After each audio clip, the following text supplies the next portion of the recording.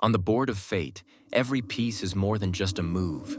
It's a soul, a life, a fragile balance between existence and oblivion, all dictated by an opponent who never loses, the Grim Reaper. Those who dare to sit across from him must accept a terrifying truth. If they lose, the price to pay is their very life. Get ready to enter top 10 deadly chess games, where spine-chilling stories, eerie legends, and cursed matches will send shivers down your spine. Once you step in, there's no way out. Until the final game is played. Like, share, and subscribe to Top 10 Secret to uncover the darkest mysteries. But remember, don't let the Grim Reaper invite you to his next game. Story 7. The Eternal Game. Deep within a decrepit castle, long abandoned by time, there exists a room shrouded in legend and terror. In the heart of this room stands an ominous chessboard, carved from bone and obsidian, surrounded by skeletal figures eternally locked in place. Overseeing this macabre tableau sits Death, cloaked in shadows, its bony fingers resting on the edge of the board, waiting for the next unfortunate soul to challenge it in a game of ultimate consequence. The room is cursed, the tales say. Those who enter are drawn into a deadly game with death itself.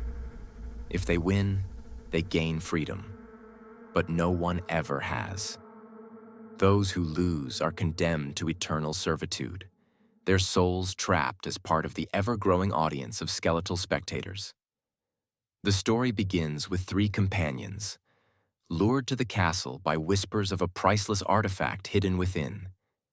Ethan, a daring adventurer who scoffs at danger.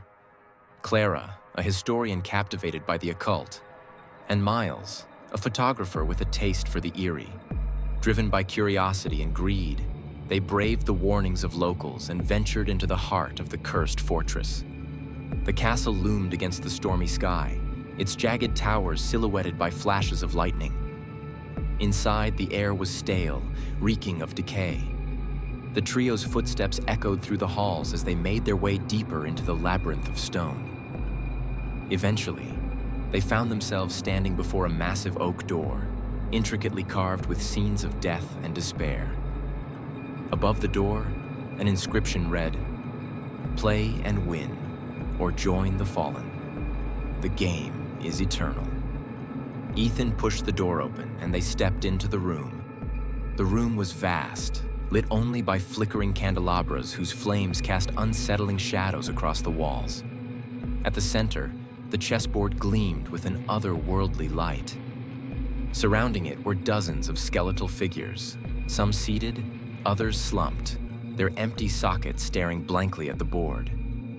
As they approached, a chill ran through them. Death itself materialized on the far side of the board, its form both skeletal and shrouded in black, its hollow eyes glowing faintly. Its voice was a low, resonant growl that seemed to echo from every corner of the room. "You dare disturb my domain. Sit, play, or perish." Ethan, ever defiant, stepped forward. "We didn't come here to play games with you," he said, trying to mask his fear. Death tilted its head, its grin widening. "All who enter must play. The rules are simple. Win and you leave. Lose and you stay forever." With no other option, Ethan sat across from Death. The pieces on the board were grotesque representations of kings, queens, and pawns, each carved with disturbing detail. Some appeared to be screaming, their faces frozen in terror. Death made the first move, and the game began. At first, Ethan played confidently, but with every move he made, the stakes became clear. Each piece he lost unleashed a horrific vision. When he sacrificed a knight, he saw himself on a battlefield, surrounded by the mangled bodies of his companions. When he lost a bishop, he relived the death of his brother, a tragedy he had buried deep within. Clara and Miles watched helplessly, their dread mounting with each passing moment. The room seemed to pulse with malevolence, and the skeletal spectators leaned closer, their jaws twitching as if in anticipation. "Ethan, stop!" Clara shouted. "This isn't just a game, it's consuming you." But Ethan couldn't hear her. His focus was entirely on the board, his face pale, sweat dripping down his temples. Death, meanwhile, moved its pieces with deliberate precision, its every move tightening the noose around Ethan's soul. Inevitably, Ethan made a critical error. Death's queen swept across the board, capturing his king. The room fell silent as Ethan slumped in his chair, his eyes wide with horror. Shadows swirled around him, and his body began to wither. Within moments, he was gone, replaced by a new skeletal figure seated among the audience. Clara screamed, tears streaming down her face. Miles pulled her back as Death turned its gaze toward them. "Who's next?" it asked, its voice dripping with mockery. "I'll play," Clara said, stepping forward despite Miles's protests. "I can't let him die in vain." She sat down, her hands trembling as she placed them on the edge of the board. Death reset the pieces with a wave of its hand, and the game began anew. Clara was a skilled player, her moves cautious yet strategic. But as the game progressed, the board began to warp. The pieces bled crimson ichor, and the faces of the captured pieces began to resemble her own. With each move, she felt her strength waning, her very essence being drained into the board. Visions of her past haunted her. She saw herself as a child, lost in a forest, her cries for help unanswered. She relived the moment she abandoned her best friend in a burning building, a secret she had carried for years. The guilt and fear threatened to overwhelm her, but she pressed on. As the game reached its climax, Clara saw an opening. She could win, but it required a sacrifice. Her queen, her last connection to her humanity, would need to fall. "Do it," Miles urged from the sidelines. "You can beat it." With trembling hands, Clara made the move. Death paused, its glowing eyes narrowing. For the first time, it seemed uncertain. But then it laughed, a bone-chilling sound that reverberated through the room. "Well played," it said, "but the game is eternal." The board exploded in a burst of black light. Clara was thrown backward, her screams merging with the wails of the skeletal spectators. When the light faded, she was gone. In her place stood a new piece on the board, a queen carved from bone, her face frozen in an expression of agony. Miles, now alone, stared in horror at the board. The skeletal figures turned their heads toward him, their hollow sockets filled with malevolent intent. Death gestured toward the chair. "Your turn," it said, its voice a whisper that filled the room. Miles backed away, his mind racing. He turned and ran toward the door, but the castle itself seemed alive, the walls shifting to block his escape. He found himself back in the room, the board waiting for him. Realizing there was no escape, Miles sat down. Death grinned, resetting the pieces once more. "Shall we begin?" And so the game continued, an eternal cycle of despair and torment, with no end in sight. The castle remains to this day, waiting for the next unfortunate souls to challenge death at its eternal game.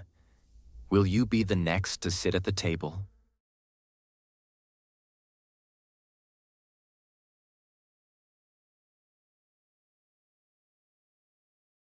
Story 1.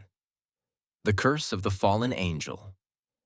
High in the shadowy peaks of a remote mountain range stood an ancient cathedral, a place abandoned by both time and light.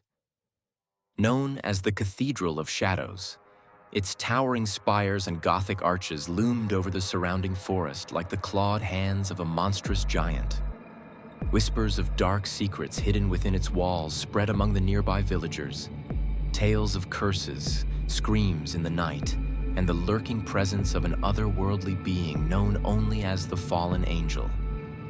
Centuries ago, when the cathedral was a thriving center of faith, a celestial being named Azrael was sent to Earth to protect humanity from sin and corruption.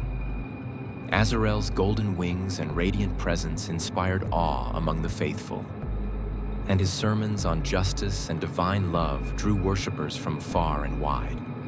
But over time, Azrael's pure intentions began to twist. Pride took root in his heart as he realized the power he held over the mortals who worshipped him.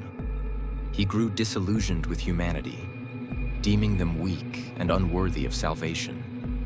Believing he could create a better world by himself, Azrael defied divine orders and attempted to seize control of humanity's fate. His rebellion ended in failure. As punishment, his golden wings were torn from his back, replaced with tattered, blackened remnants that oozed an aura of despair. He was cast down to earth, bound to the cathedral he once blessed, cursed to roam its halls for eternity. Over the years, the Cathedral of Shadows became a place of fear. Villagers spoke in hushed tones of Azrael, the fallen angel, whose presence could still be felt in the echoing halls. His shadowy figure was said to haunt the cathedral's cavernous depths, his crimson eyes glowing in the darkness. Rumors claimed that Azrael fed on the souls of those who dared to enter his domain, their screams becoming part of the cathedral's eternal lament. The stories told of an ancient bell hanging in the cathedral's highest tower, said to toll 12 times on the darkest nights. When the final chime echoed, Azrael would awaken, descending from the heavens on his broken wings to claim another victim. Despite the warnings, 3 adventurous souls arrived in the village one foggy evening. Emily, a bold and curious historian, was determined to uncover the truth behind the cathedral's legends. She was joined by her brother, James, a skeptic who dismissed the tales as superstitious nonsense, and their friend, Rachel, a photographer with a knack for capturing the eerie beauty of forgotten places. "It's just an old building," James scoffed as they packed their gear. "No angels, no demons, just a lot of crumbling stone." But as the group ventured deeper into the forest toward the cathedral, a sense of unease began to creep over them. The trees grew denser, their twisted branches blotting out the waning daylight. The air was cold and damp, carrying a faint metallic scent that clung to their nostrils. When the cathedral finally came into view, it was like a vision from a nightmare. Its blackened walls rose high into the sky, and the once ornate carvings on its facade had been worn away, leaving grotesque, featureless faces that seemed to watch their every move. The massive oak doors creaked open with an unholy groan as they pushed their way inside. The interior of the cathedral was a vast, echoing void. Shafts of moonlight pierced through the broken stained glass windows, casting distorted, blood-red patterns on the cold stone floor. The air was heavy, oppressive, and carried the faint scent of decay. As Emily examined the crumbling altar, Rachel raised her camera to take a picture. The flash illuminated the darkness for a split second, revealing a fleeting shadow that seemed to dart across the far end of the hall. "Did you see that?" Rachel whispered, her voice trembling. James waved her off. "Probably just a bat. Let's keep moving." But Emily was drawn to the shadow. She followed it to a set of stairs that spiraled downward into the crypt. The others hesitated, but her determination was unshakable. The air grew colder with every step, and the faint sound of whispering voices began to fill their ears. When they reached the bottom, they found themselves in a vast chamber lit by an unnatural glow. At its center stood an ancient bell, its surface etched with incomprehensible symbols. Emily reached out to touch it, but before her fingers could make contact, the bell began to toll on its own. The sound was deafening, reverberating through the chamber like the roar of 1,000 thunderclaps. The ground beneath them trembled, and the air grew thick with an otherworldly energy. As the 12th chime rang out, a figure descended from the darkness above. Azrael had awakened. The fallen angel was a towering figure, his skeletal frame draped in tattered black robes that seemed to merge with the shadows around him. His wings, jagged and broken, stretched wide, filling the chamber with an oppressive darkness. His glowing crimson eyes locked onto the group, and a wicked smile spread across his face. "You dare disturb my slumber?" Azarel's voice was a guttural growl, filled with both fury and malice. James tried to run, but the cathedral's door slammed shut with a deafening boom. The walls seemed to close in around them as Azarel's laughter echoed through the halls. Rachel raised her camera, snapping picture after picture in a desperate attempt to document the nightmare. But with each flash, Azarel seemed to draw closer, his form becoming more distorted and monstrous. Emily stood frozen, her mind racing. "We didn't mean to," she stammered, but Azarel silenced her with a wave of his hand. "Your intentions are meaningless," he snarled. "You have entered my domain, and now you will become part of it." One by one, Azarel claimed his victims. James was the first to fall, his body consumed by the shadows that poured from Azarel's wings. Rachel's screams were cut short as her camera shattered in her hands, her soul ripped from her body and absorbed into the cathedral's walls. Emily was the last. Azarel loomed over her, his eyes burning with an unholy fire. "Tell me, mortal," he said, his voice dripping with disdain. "Do you fear death, or do you welcome it?" Before she could answer, Azarel's wings enveloped her, plunging her into an endless void of darkness and despair. Her final thought was a prayer for forgiveness, a prayer that went unanswered. When the villagers ventured into the cathedral days later, they found no trace of the explorers. But the bell in the crypt had changed. Its surface now bore 3 new symbols, each representing a soul claimed by Azarel. And on the walls of the cathedral, faint whispers could be heard. The voices of Emily, James, and Rachel, forever trapped within Azarel's domain. The Cathedral of Shadows remains a place of fear, its cursed bell tolling on the darkest nights. Those who hear its chimes are said to be marked, their fates sealed. And high above, in the gloom of the cathedral's highest tower, Azarel watches and waits, his crimson eyes burning with an unquenchable hunger. Will you be the next to hear the toll of the fallen angel?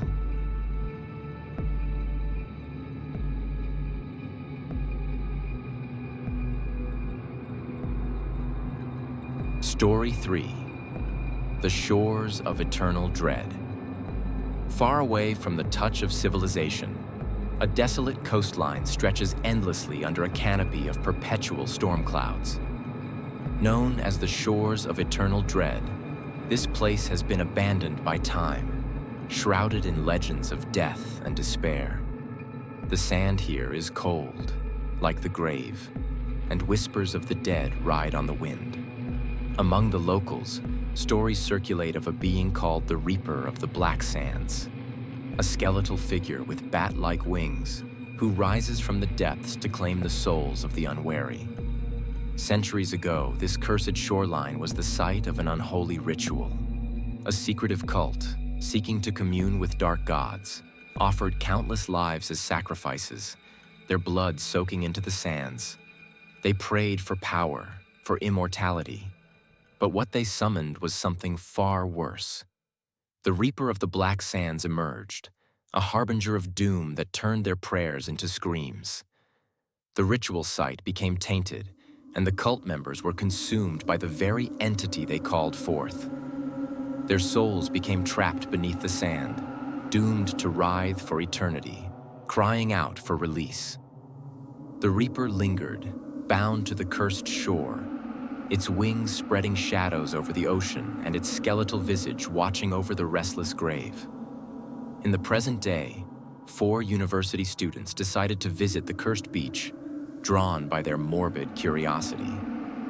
Jason, the group's leader, dismissed the legends as mere folklore.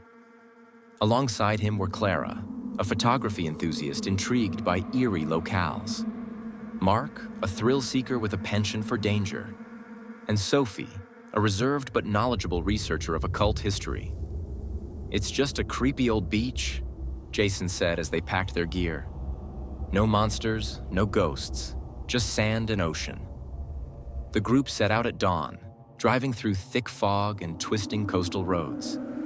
When they arrived, the air was unnaturally cold, and the sand beneath their feet felt damp and heavy, almost as though it were alive. Clara pulled out her camera and began snapping photos, marveling at the haunting beauty of the stormy skies and jagged rocks. But Sophie hesitated, staring at the horizon as if she could sense something lurking just out of sight. "We shouldn't be here," Sophie whispered. "This place, it feels wrong." Jason waved her concerns away. "Don't start with the spooky talk. We're here to have some fun, not to scare ourselves." But as the day waned and the sun dipped below the horizon, the fun turned to unease. The group explored deeper along the shore, coming across peculiar sights. Bones, weathered and broken, were half buried in the sand. Strange symbols were etched into the rocks, glowing faintly in the dim light. Mark laughed nervously, trying to break the tension. "Looks like someone's idea of a sick joke," he said, kicking a bone aside. But when his foot disturbed the sand, a low, guttural moan echoed from beneath, freezing everyone in place. "Did you hear that?" Clara asked, her voice trembling. Jason shrugged it off, but Sophie's expression darkened. "The dead are restless here," she muttered. "We need to leave." Before they could turn back, Clara gasped and pointed at the shoreline. A dark figure stood in the distance, silhouetted against the crashing waves. It was impossibly tall, with outstretched wings that blotted out what little light remained. The group froze, their breath caught in their throats as the figure began to move, its skeletal frame gliding effortlessly across the sand. "Run!" Jason shouted, snapping the others out of their paralysis. They bolted back the way they came, but the sand seemed to fight against them, sucking at their feet with every step. The Reaper's hollow eyes burned with an unholy light, and its wings stirred up a gale that howled with the voices of the damned. Mark, lagging behind, tripped and fell. He screamed as skeletal hands burst from the sand, clawing at his legs and dragging him downward. The others could only watch in horror as he disappeared, his cries drowned out by the howling wind. They reached an abandoned shack near the edge of the beach and barricaded themselves inside. Clara sobbed, clutching her camera tightly while Jason tried to reassure her. Sophie, however, stood by the window, her face pale. "It won't stop," she said. "It's bound to this place, and now it's bound to us." The Reaper tore through the flimsy walls of the shack as if they were paper. Jason tried to fight it off with a broken plank of wood, but the entity's clawed hand pierced his chest, silencing him instantly. Clara screamed as Jason's body crumbled into ash, leaving only his shadow burned into the floor. Sophie grabbed Clara's hand, pulling her out of the collapsing shack. They ran toward the cliffs, hoping to escape the cursed sands.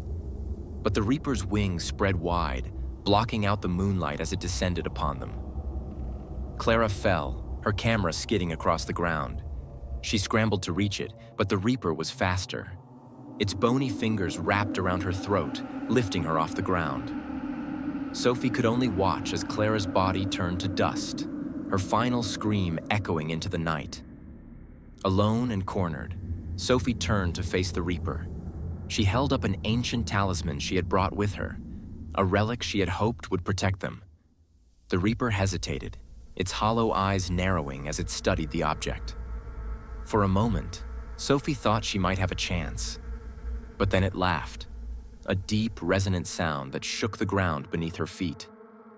"Your trinket means nothing here," it said, its voice like the crashing waves. "You are already mine."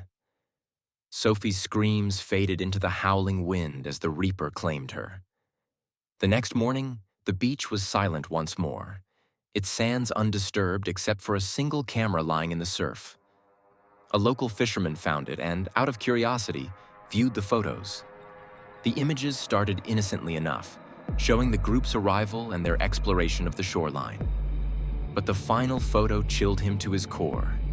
A towering skeletal figure with wings spread wide, standing over the empty clothes of 4 people. Its hollow eyes seemed to stare directly at him. The fisherman fled, leaving the camera behind. He never returned to the beach, and neither did anyone else. The shores of eternal dread remain abandoned, a graveyard of lost souls. And on stormy nights, when the wind howls and the waves crash, some say you can hear the whispers of the dead and see the shadow of the reaper, waiting for its next victim. Will you be the next to tread on the cursed sands?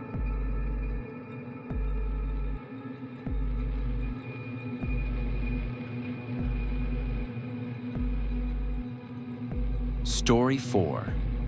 The Curse of the Horned King. In a forgotten valley, hidden deep within the shadows of towering mountains, lay a village cursed by time and silence. This was Raven's Hollow, a place untouched by progress, shrouded in whispers of ancient rituals and the chilling presence of a deity known as the Horned King. Few dared to speak his name, for it was said that even uttering it could summon his wrath. Centuries ago, during a time of famine and despair, the villagers of Raven's Hollow turned to desperate measures. Their prayers to the heavens went unanswered, and so they sought solace in the forbidden. A coven of dark priests arrived, promising salvation through a ritual that would summon a god of prosperity. The villagers, blinded by hunger and hopelessness, agreed. The ritual was performed under the light of a blood moon. The priests called forth a being from the void, an entity of unimaginable power. But it was not salvation that emerged from the darkness. It was the Horned King. Towering and skeletal, with black, jagged horns reaching toward the sky and eyes that burned like embers, he was no savior. Instead, he demanded a blood price, the life of one villager each year. In exchange, he would grant the village abundance and protect it from outside harm. The villagers accepted the pact, and true to his word, the Horned King kept their fields fertile and their livestock plentiful. But with each passing year, the sacrifices grew more gruesome, and the king's hunger seemed to deepen. The villagers became prisoners of their own pact, bound to serve a monster they could not escape. In the present day, Raven's Hollow remained isolated, a relic of another time. Few outsiders ventured there, but one winter, a group of researchers arrived, drawn by the legends surrounding the village. Sarah, an ambitious anthropologist, had convinced her colleagues, David, a historian, and Clara, a photographer, to join her in documenting the lore of Raven's Hollow. "The stories are just folklore," Sarah said confidently as they approached the village. "Superstitions passed down through generations."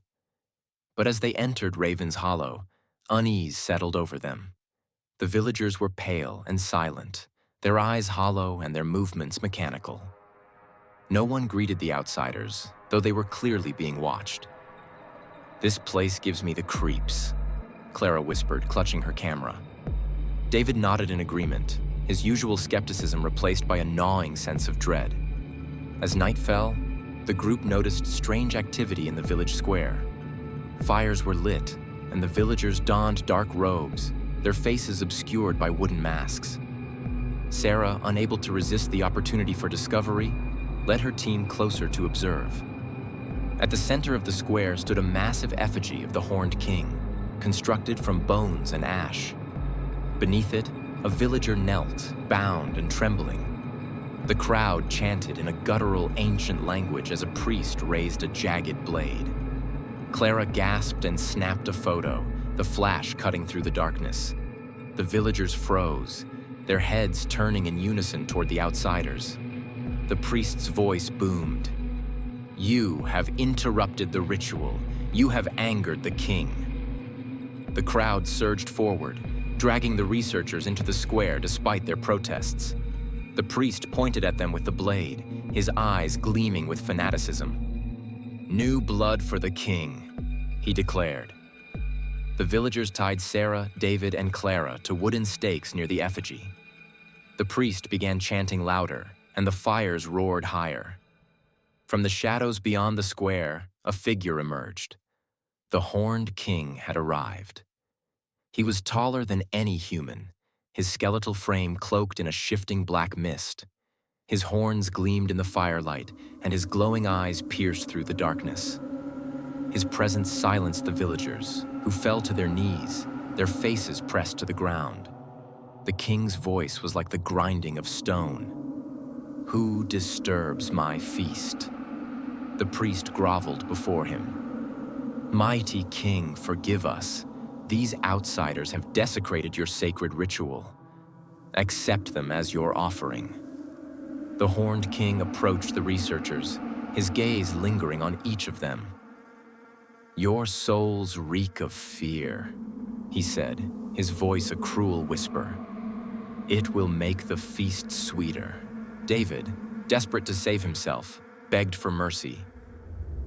"Please, we didn't mean to disturb anything. Let us go." The king laughed, a sound that seemed to shake the ground beneath them. "There is no mercy here," he said. With a wave of his hand, the flames engulfed David, consuming him in an instant. His screams echoed as his body disintegrated, leaving only ashes behind. Clara screamed, struggling against her bonds. The king turned to her next, his hand reaching out. Shadows coiled around her, dragging her into the ground. Her cries were muffled as the earth swallowed her whole, leaving no trace of her existence. Sarah was the last. The king loomed over her, his horns casting a jagged shadow across her face. "You sought knowledge," he said. "Now you shall become part of it." He placed his hand on her forehead, and a surge of darkness poured into her. She saw visions of every soul he had claimed, their torment and agony echoing in her mind. Her body convulsed as the shadows consumed her, and her last thought was a prayer for forgiveness. When morning came, the village was silent. The stake stood empty, and the effigy smoldered, its ash carried away by the wind. The villagers went about their day as if nothing had happened, their faces as blank as ever. Far from the village, a hiker found a camera lying in the snow. Curious, he retrieved it and flipped through the photos.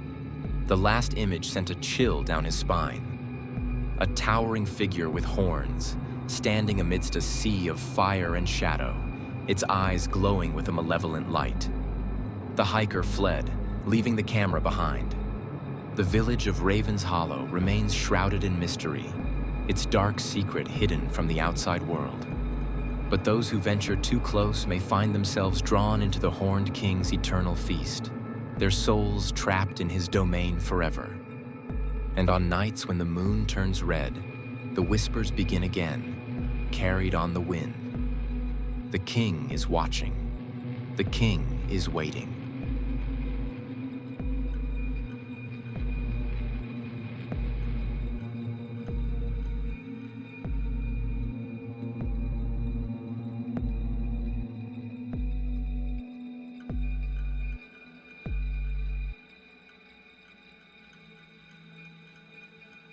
Story 5. The Skull of Eternal Torment. Hidden deep within the darkest corners of history lies a legend too horrifying for most to bear. It tells of an ancient relic known as the Skull of Eternal Torment. Forged from the bones of cursed souls, the skull is said to carry a malevolent power that corrupts anyone who dares to look upon it. Its surface gleams with sinister blood-red veins, pulsating as though alive. To those who encounter it, the skull whispers promises of power and immortality, but only at the cost of their very souls. Centuries ago, a powerful sorcerer named Malachor sought to transcend mortality. Obsessed with the forbidden arts, he devised a ritual that required the blood and souls of 100 innocent people. On the night of a blood moon, he performed the dark ceremony in the depths of a shadowy forest. The ritual was successful, but not in the way Malachor intended. The sorcerer's arrogance angered forces beyond comprehension. Instead of granting him eternal life, The ritual bound his soul to a skeletal relic, the skull of eternal torment. Malicor's consciousness was trapped within, condemned to an eternity of torment. His creation became a vessel of destruction, feeding on the souls of those who dared to wield it. The skull's power was so immense that it was sealed away in a hidden crypt, buried beneath the roots of the cursed forest. Generations passed, and the legend of the skull faded into obscurity. But the whispers never truly ceased. In modern times, a team of archaeologists uncovered ancient texts that reference the skull. Intrigued by the cryptic descriptions, Dr. Ethan Voss, a seasoned researcher, assembled a team to uncover the artifact. Joining him were Clara, a historian specializing in occult lore, Mark, an ambitious photographer, and Sophie, a linguist with a knack for decoding ancient scripts. Their journey led them to the edges of the forgotten forest, where they camped for the night. The air was thick with an unnatural chill, and the trees seemed to lean inward, as if trying to warn them. Sophie translated the text aloud by the campfire.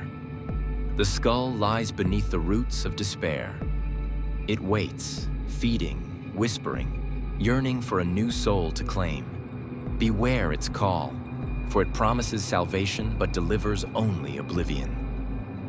Despite the ominous warning, the group pressed on. After hours of navigating the dense, oppressive forest, the team stumbled upon a hidden entrance. A stone doorway carved with grotesque faces that seemed to writhe and shift in the dim light. With great effort, they pried it open, revealing a narrow staircase spiraling downward into darkness. Clara hesitated. "This feels wrong," she said, her voice trembling. "We've come too far to turn back," Ethan replied, lighting a torch. "Whatever's down there, we'll face it together." The descent was harrowing. The air grew colder with every step, and an unearthly hum resonated through the stone walls. At the bottom, they entered a vast chamber. At its center stood a pedestal, and upon it rested the skull of eternal torment. The artifact was even more horrifying than the legends described. Its surface was etched with pulsating red veins that seemed to pulse like living arteries. The empty sockets glowed faintly, as if aware of their presence. Mark raised his camera, ignoring Clara's warnings. As the flash illuminated the room, a deafening roar filled the chamber. The skull awakened. The chamber plunged into chaos. The walls seemed to close in, and the air grew thick with the stench of decay. Whispers filled their ears, each voice promising something different: power, wealth, eternal life. Mark, enthralled by the skull, stepped closer. "It's beautiful," he murmured, reaching out to touch it. "Don't!" Clara screamed, but it was too late. The moment Mark's fingers grazed the artifact, a surge of black energy erupted from it, engulfing him. His screams echoed as his body twisted and contorted, his skin splitting open to reveal a mass of writhing shadows. Within moments, he was gone, leaving only a charred outline on the floor. The whispers grew louder, more insistent. Sophie clutched her head, tears streaming down her face. "Make it stop," she cried, but the voices only laughed. She collapsed, her body convulsing as the shadows consumed her from within. Ethan grabbed Clara's arm, pulling her toward the staircase. "We have to get out of here," he shouted. But as they ran, the chamber shifted around them, the exit dissolving into darkness. Ethan and Clara found themselves back in the center of the chamber, no matter which direction they ran.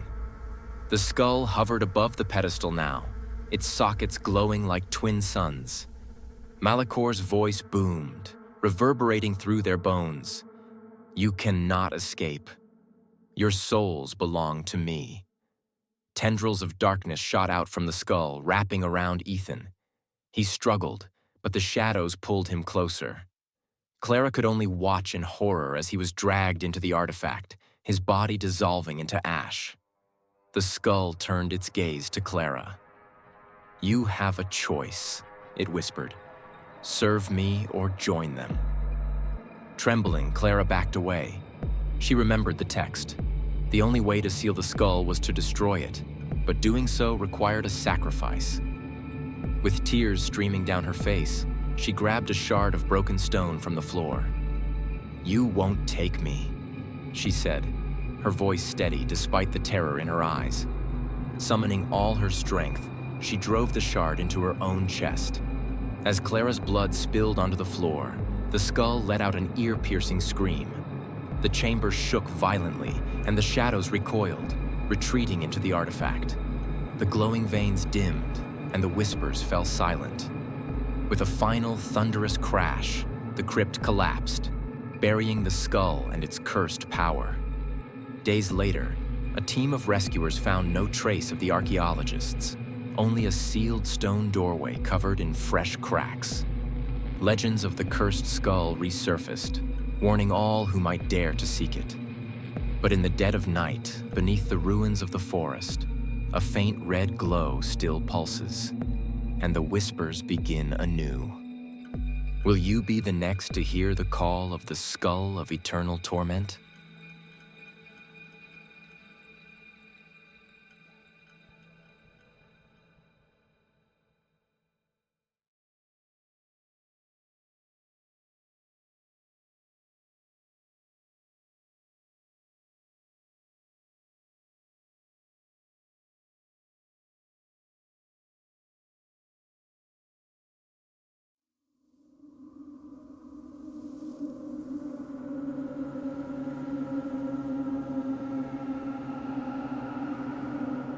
Story 6: The Throne of Eternal Bones. In the forgotten depths of an ancient world, there exists a place so cursed, so drenched in darkness, that even the bravest souls shudder at its mention. Known only as the Sanctuary of Eternal Bones, this nightmarish crypt houses a throne crafted from human remains and draped in crimson veils of dried blood. It is said that none who enter this forsaken place ever return, for the throne belongs to the Bone King, an immortal sovereign of death and despair. Centuries ago, in an era of bloodshed and sorcery, there lived a tyrannical warlord named Therion the Eternal. Therion's lust for power knew no bounds, and he waged wars that drenched entire kingdoms in rivers of blood. Yet, as death closed in on him, he grew desperate. Refusing to succumb to mortality, Therion turned to the forbidden arts. Aided by a coven of necromancers, he devised a ritual that demanded unimaginable sacrifices. On the night of a blood moon, Therion gathered his entire kingdom for the ultimate offering. He drained the life from his people, feeding their souls into a grotesque throne constructed from their bones. The ritual worked, but not as Therion had hoped. His body withered and decayed, leaving only a skeletal husk. His soul became bound to the throne, and he was cursed to rule over a desolate, eternal domain of death. The throne, now imbued with unholy power, grew sentient, feeding on the souls of anyone who dared approach. Over the centuries, countless fools sought its power, only to become part of its ever-growing structure. In modern times, whispers of the Sanctuary of Eternal Bones reached the ears of Dr. Evelyn Marlowe, an archaeologist obsessed with uncovering the truth behind ancient legends. Despite warnings from locals, Evelyn organized an expedition, recruiting Jack Carter, a former soldier, and Sophia Blake, a historian with a fascination for the macabre. "It's just a myth," Evelyn assured her team as they trekked through the cursed forest surrounding the sanctuary. "Every legend has a basis in truth. We're going to find it." But as they ventured deeper, the forest grew unnaturally quiet. The air became thick with the stench of decay, and the trees seemed to lean inward, their twisted branches resembling skeletal fingers. Finally, they arrived at the entrance.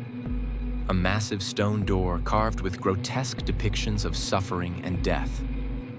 Above the door, an inscription read, "Those who seek power shall find despair. Those who seek answers shall find madness. Those who seek the throne shall find death." The door creaked open, revealing a spiraling staircase that plunged into darkness. With torches in hand, the group descended, their footsteps echoing ominously. The walls of the crypt were lined with bones, some so ancient they crumbled to dust at the slightest touch. At the bottom of the stairs, they entered a cavernous hall. At its center stood the throne of eternal bones. It was a grotesque masterpiece, adorned with skulls, ribcages, and femurs, all fused together as if by some dark magic. Crimson veins pulsed across its surface, glowing faintly in the dim light. "This is it," Evelyn whispered, awestruck. The legends were true. But as they approached, the air grew colder, and a deep, resonant voice filled the chamber. "Who dares disturb my eternal rest?" The Bone King materialized upon the throne, his skeletal frame cloaked in shadow and his empty eye sockets burning with crimson fire. He gripped a staff made of twisted bone, its tip crowned with a human skull that seemed to weep blood. "We mean no harm," Evelyn stammered, raising her hands. "We only seek knowledge." The Bone King let out a hollow, guttural laugh. "Knowledge?" he mocked. "All knowledge comes at a price. What are you willing to sacrifice?" Before anyone could respond, the ground beneath them shifted. Skeletal hands burst forth, clawing at their legs. Jack drew his weapon, firing at the bones, but the bullets were useless. One of the hands latched onto his ankle, dragging him toward the throne. "Help me!" Jack screamed, but the others were frozen in terror. The Bone King extended his hand, and Jack's body convulsed violently. His flesh withered and decayed in seconds, leaving only a crumpled skeleton, which the throne absorbed into itself. "He belongs to me now," the Bone King said, his voice echoing with finality. Sophia, consumed by panic, turned on Evelyn. "This is your fault," she screamed. "You brought us here." Before Evelyn could respond, Sophia bolted toward the exit. But the crypt had no intention of letting her leave. The walls seemed to close in, and a wave of shadows engulfed her. Her screams were short-lived, ending in a sickening crunch. Evelyn, now alone, faced the Bone King. Her mind raced as she remembered the ancient texts. To destroy the throne, one must offer a soul freely given. "You will never win," Evelyn said, gripping the torch tightly. "I won't let you take me." The Bone King tilted his head. "You misunderstand," he said. "You have already given me your soul. The moment you stepped into my domain, you were mine." Desperation turned to resolve. Evelyn knew there was only one way to end the nightmare. She lunged at the throne, driving the burning torch into its heart. The crimson veins ignited, and the throne let out an ear-piercing screech. The Bone King roared in fury, his skeletal form writhing as cracks spread across his body. Shadows poured from him, dissipating into the air. The throne collapsed, sending a shockwave through the crypt. Evelyn was thrown backward, her vision fading. When she awoke, she was lying in the forest outside the sanctuary. The entrance had vanished, leaving only an unmarked patch of earth. Evelyn staggered to her feet, but something was wrong. Her reflection in a nearby stream revealed sunken eyes and veins glowing faintly with crimson light. She had destroyed the throne, but the curse had not been lifted. It had merely transferred to her. As she walked away, whispers began to follow her, growing louder with each step. She realized that the Bone King's legacy was not over. She was now its vessel. In the centuries to come, new legends would arise about a cursed figure who roamed the earth, carrying the essence of the Bone King and his eternal hunger. And deep in the forgotten corners of the world, the throne would wait, its crimson veins beginning to pulse once more. Will you be the next to seek the throne of eternal bones?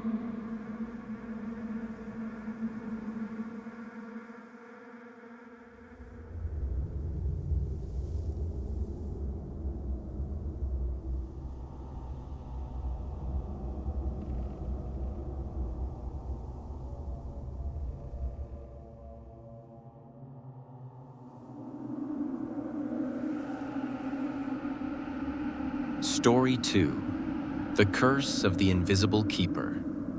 The Forest of the Cursed, a name that sends shivers down the spine of anyone who hears it.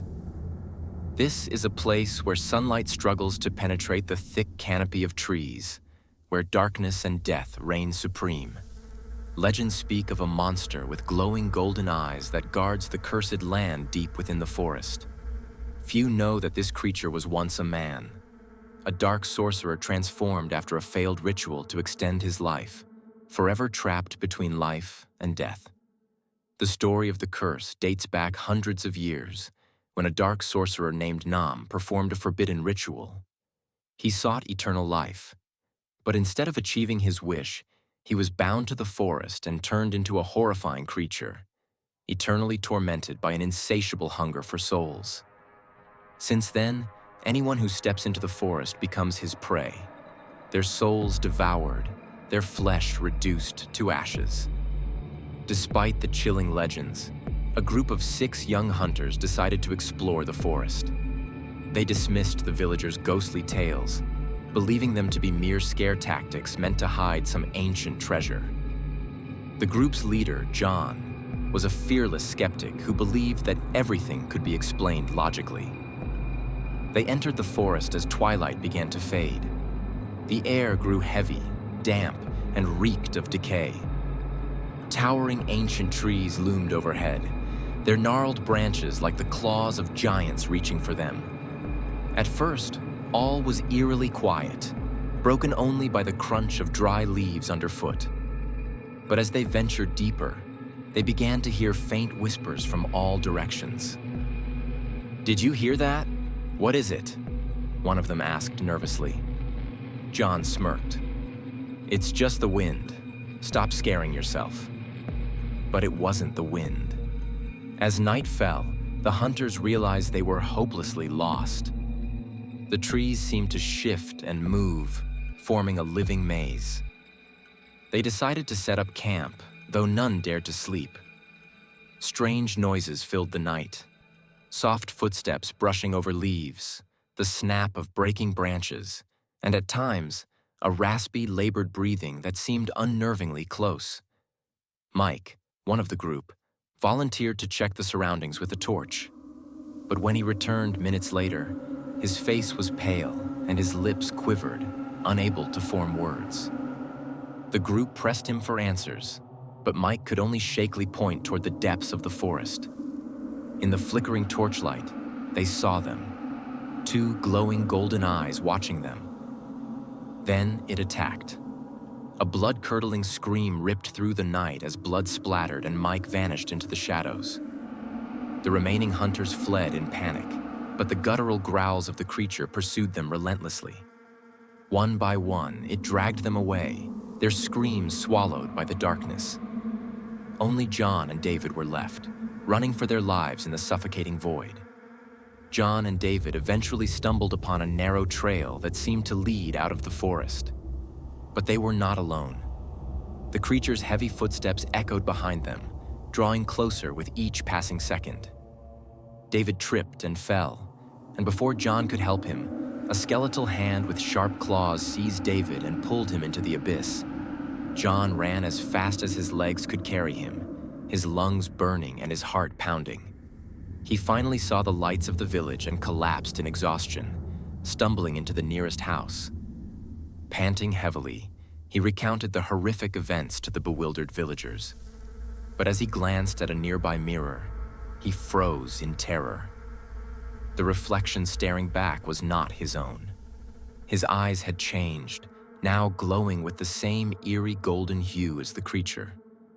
And from behind him, reflected in the mirror, the shadowy figure of the monster loomed. It leaned close to his ear and rasped, "You escaped, but not completely." The next morning, the villagers found John in a strange state. He sat motionless outside the house, his body emaciated, his eyes wide and empty. No one could explain what had happened to him. From that day on, the forest grew even more feared. It is said that on moonless nights, if you listen closely, You can hear guttural laughter and haunting whispers carried by the wind. And if you stare long enough into the forest's darkness, you might see those glowing golden eyes watching you, waiting for the next victim. One day, you might find yourself walking into the forest, never to return.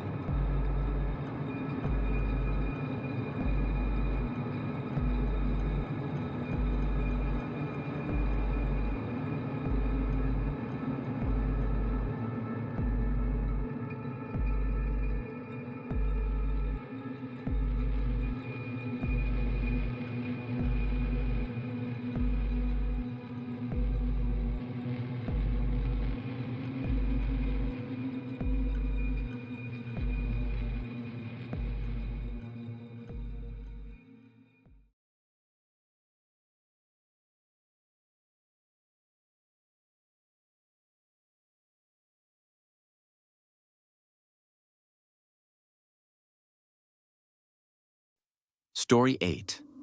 The Monster of 1,000 Eyes. Nestled deep within a shadowy valley, where the sun seldom graced the earth and silence hung heavy in the air, lay a small, forgotten village. Encircled by an ancient forest, the villagers lived in perpetual fear of a legend whispered from generation to generation. They spoke of Eidolon, a horrific being with a body covered in countless eyes, each one staring into different dimensions. Eidolon was said to hunt those who dared to trespass into its domain, drawing them into an eternity of torment. Centuries ago, Dr. Elias Grivens, a brilliant but deranged scientist, became obsessed with transcending human limitations. Elias believed that the human body, particularly vision, was constrained by natural boundaries. He was convinced that by expanding his perception, he could unlock the secrets of the universe and glimpse realities beyond human comprehension.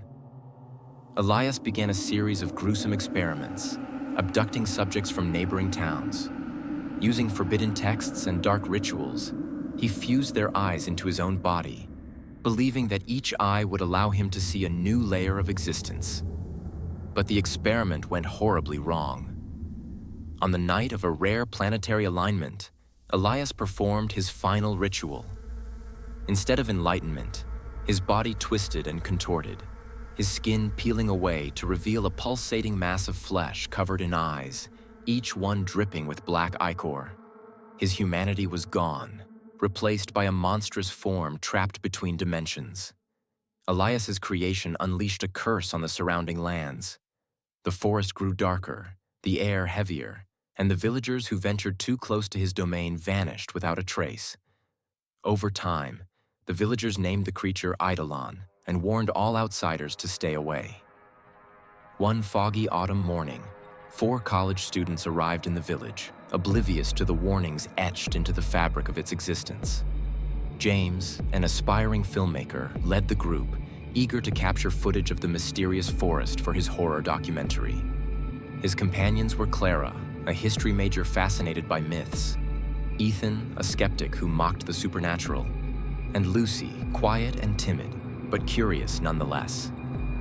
As they entered the village, the locals avoided eye contact, their faces pale and their voices hushed. An old man sitting outside the lone tavern muttered as they passed, "Turn back. It sees you already." James laughed nervously, brushing off the warning. "Just superstition," he said. "We'll be fine." Against the advice of the villagers, the group ventured into the forest at dusk. The air grew colder, the trees more twisted and gnarled. A foul smell hung in the air like rotting meat, and faint whispers seemed to drift on the wind. The deeper they went, the more disoriented they became. The forest seemed alive, shifting and rearranging itself, trapping them in a labyrinth of shadows. James's camera began to glitch, the footage distorting into grotesque images of faces that weren't there moments before. "This isn't right," Lucy said, clutching her jacket tightly. "We should go back." But James, driven by a mix of ambition and denial, pressed on. Soon they stumbled upon a clearing. In its center was a massive ancient well, its stone walls covered in strange runes glowing faintly red. The smell of decay was overwhelming. Ethan scoffed. "This is it? Just a creepy old well?" He kicked a loose rock into it, and the sound of the stone hitting the bottom never came. Instead, a low, guttural growl rumbled up from the depths. Suddenly, the runes flared to life, bathing the clearing in crimson light. From the darkness of the well, something began to emerge. A towering, emaciated figure pulled itself out, its body glistening with ichor. Its head was a grotesque cluster of eyes, each one blinking independently, oozing black tears. Its mouth stretched unnaturally wide, filled with rows of needle-like teeth. Eidolon had awakened.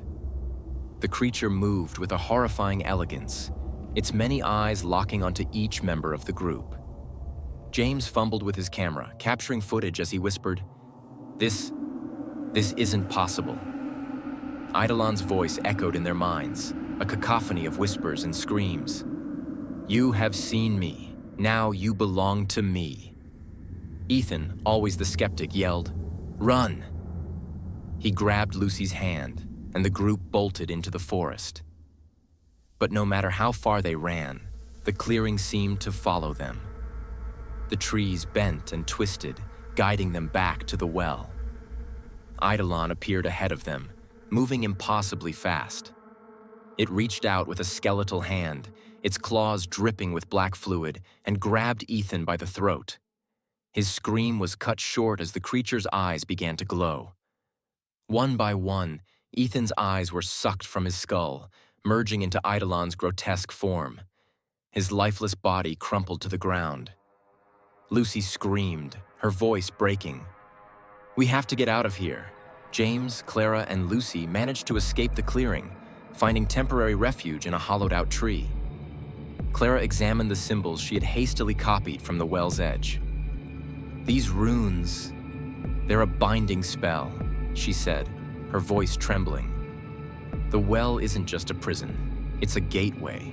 Eidolon is tied to it. If we can seal it, maybe we can trap it again." James nodded, his resolve hardening. "How do we do it?" Clara hesitated. "It requires a sacrifice, a life for a life."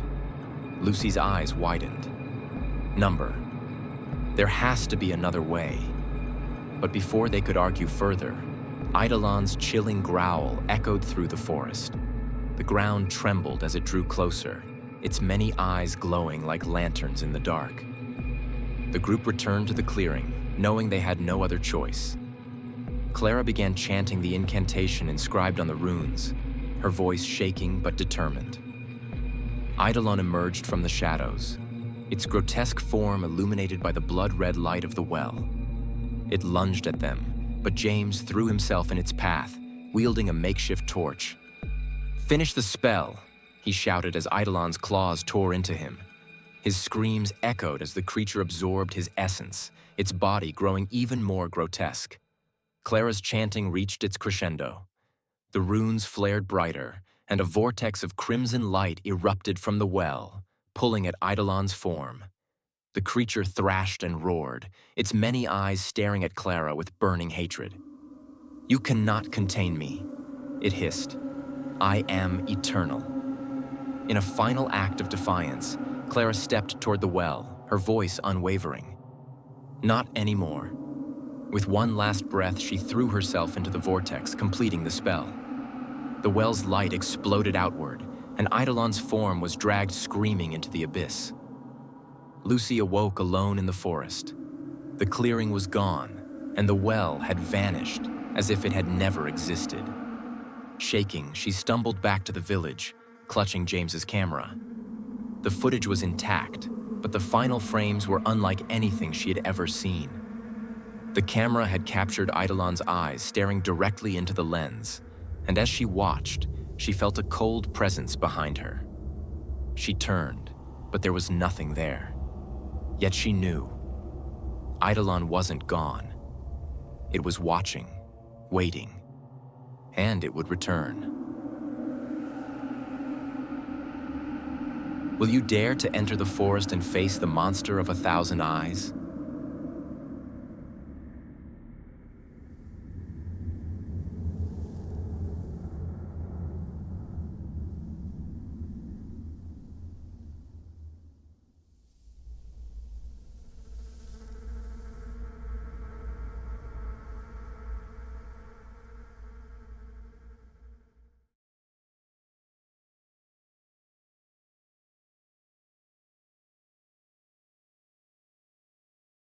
Story 9. The White Bone Empress. In a forgotten kingdom shrouded in mist and shadow, the legend of the White Bone Empress lingers like a dark stain on history. They say she was once a queen of unmatched beauty and ambition, ruling over the prosperous land of Eldros. But her lust for power drove her to a fateful choice that condemned her and her kingdom to an eternity of torment. With a crown fashioned from twisted bone and a gown woven from the wails of tortured souls, she now presides over a ghostly dominion where the dead serve her forever. Centuries ago, Queen Ishara of Eldros was adored by her subjects and feared by her enemies. Yet beneath her gilded exterior lay an insatiable hunger for immortality. As she aged, her obsession grew, and she turned to forbidden texts and dark sorcery in her pursuit of eternal life. Rumors spread of her consultations with necromancers and whispered bargains with entities beyond comprehension. The night of the blood moon brought her final act of defiance against mortality. Guided by a shadowy figure cloaked in black, Ishara conducted a forbidden ritual at the heart of her castle. The spell required a steep price: the souls of her entire kingdom. Desperate to defy death, Ishara sacrificed every man, woman, and child in Eldros. As their screams echoed through the castle, her transformation began. Ishara's mortal form melted away, leaving behind a skeletal figure adorned with shards of bone and jewels that pulsed with stolen life. Her eyes burned violet, a fiery testament to the unholy power coursing through her. She had become eternal, but the cost was far greater than she had imagined. Eldros was swallowed by darkness, its once thriving land now a desolate wasteland ruled by shadows and fear. The souls of her subjects became her eternal servants, trapped in a spectral purgatory.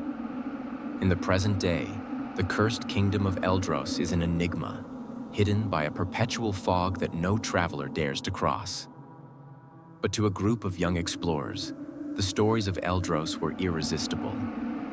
Evelyn Carter, a determined archaeologist, believed that uncovering the truth behind the legend could cement her career. She recruited her closest friends for the expedition: James, a skeptic with a sharp tongue; Clara, a historian enthralled by ancient myths; and Miles, a photographer seeking his next haunting masterpiece. The villagers at the edge of the fog tried to dissuade them. An elderly man approached as they prepared to enter the mist. His voice trembled with fear.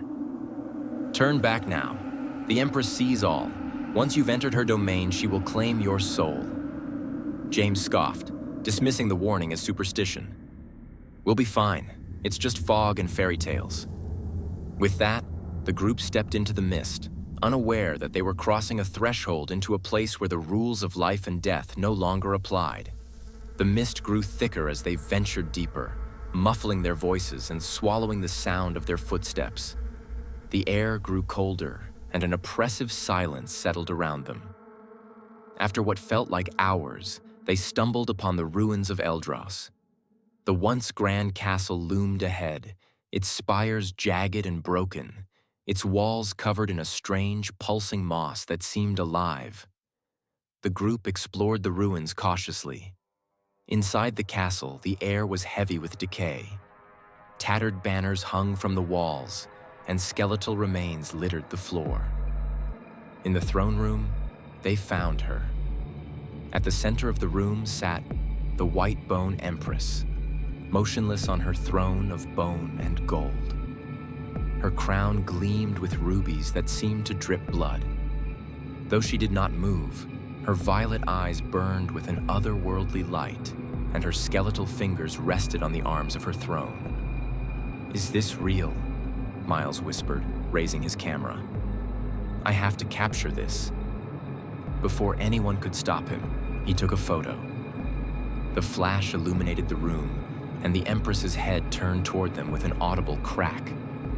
Her eyes locked onto them, and a voice, hollow and resonant, filled the chamber. "You have come to serve me," she said. Just like the others, the air in the throne room grew heavy, and a chorus of anguished whispers filled the space. Shadows began to coalesce, forming ghostly figures with hollow eyes and mouths frozen in silent screams. They moved toward the group with agonizing slowness, their translucent hands reaching out.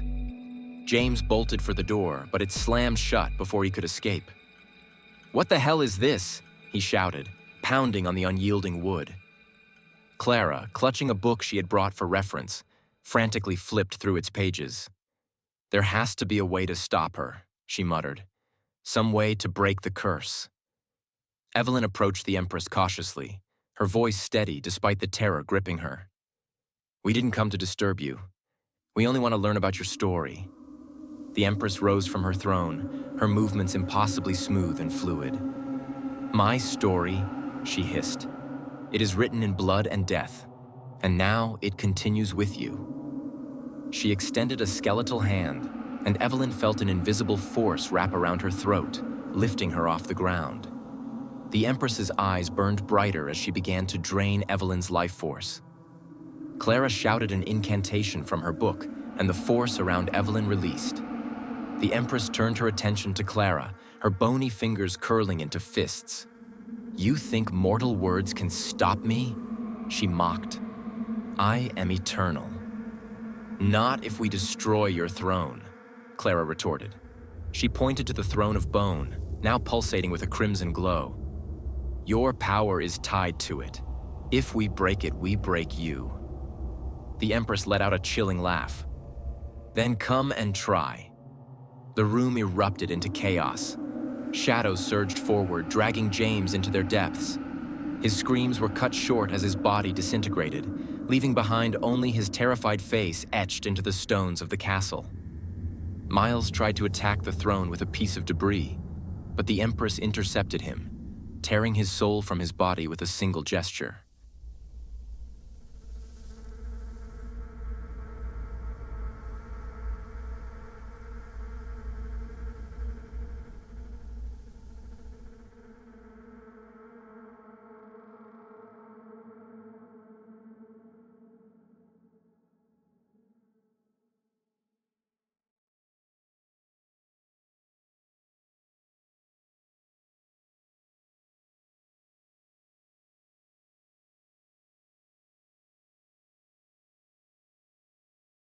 Story 10.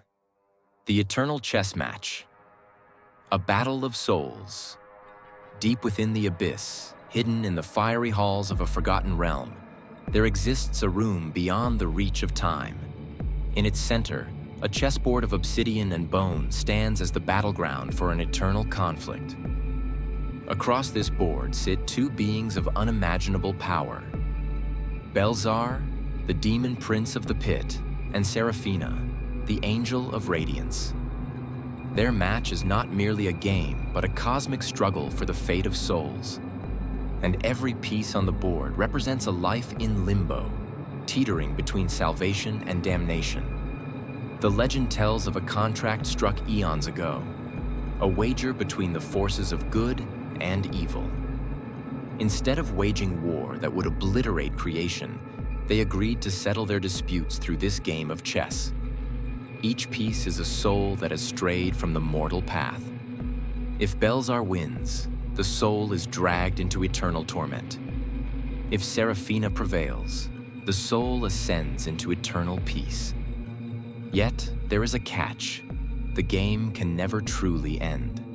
For new souls continually wander into the abyss, lured by the whispers of curiosity, despair, or greed. One fateful night, the game was disrupted as a new group of wanderers stumbled into the infernal chamber. Ethan, a brash businessman who built his empire on deceit and exploitation. Clara, an artist consumed by envy and regret. Michael, a soldier haunted by the lives he had taken. And Lila, a disillusioned student seeking an escape from her pain.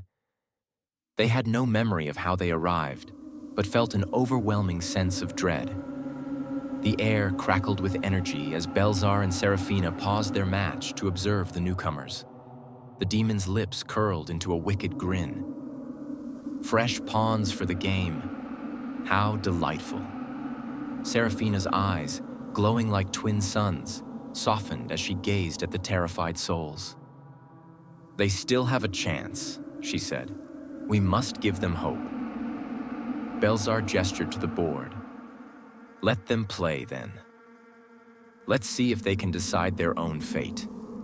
The room shifted, and the chessboard expanded to encompass the entire chamber. Each of the four souls found themselves transformed into living chess pieces, standing amidst towering pawns, knights, and bishops.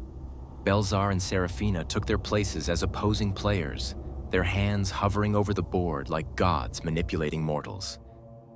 "Choose your moves wisely," Belzar hissed. "Your lives depend on it." The first move was made, and the game began. With every turn, the board shifted, and the players were forced to act. Clara, standing as a rook, found herself surrounded by shadowy enemies.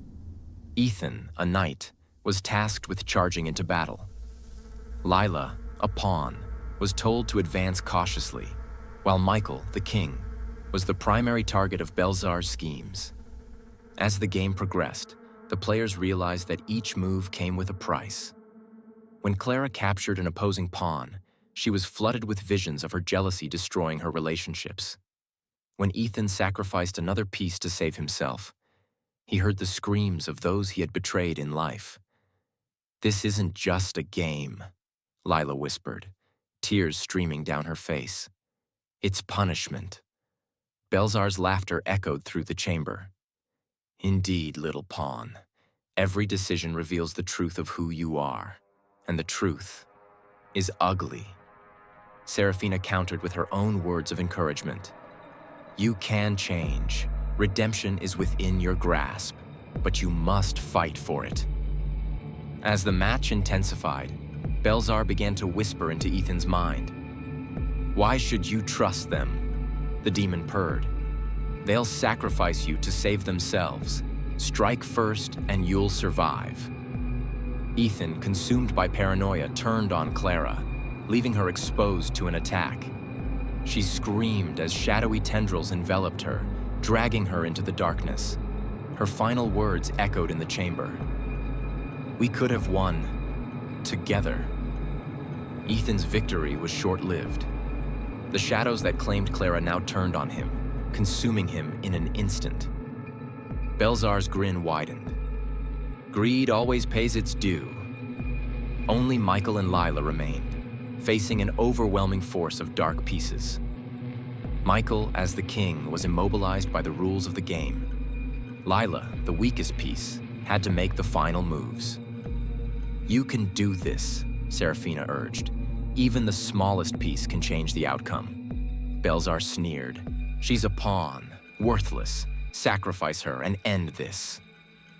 But Lila, summoning her courage, advanced across the board. Each step brought her closer to Belzar's side, where the enemy king loomed. With Seraphina's guidance, she reached the final square and was transformed into a queen, glowing with radiant light. With her newfound power, Lila launched an attack on Belzar's king. The demon's forces crumbled as Seraphina's light spread across the board.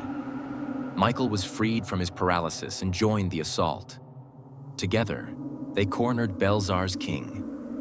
"Checkmate," Lila said, her voice steady. Belzar roared in fury as the board dissolved around them. The chamber shook, and the trapped souls began to ascend into the light. But before he disappeared, the demon pointed a clawed finger at Lila. "This isn't over," he snarled. "You may have won the game, but the war is eternal." Lila and Michael awoke outside the infernal chamber, the memories of their ordeal etched into their minds. Though they were free, the weight of their choices lingered. They knew that the chessboard remained, waiting for the next group of lost souls to wander into its grasp. Far below, in the fiery depths, Belzar and Seraphina reset the board, their eternal match continuing as it always had. The demon's laughter echoed through the void, a chilling reminder that darkness never truly fades. And so, the game continues.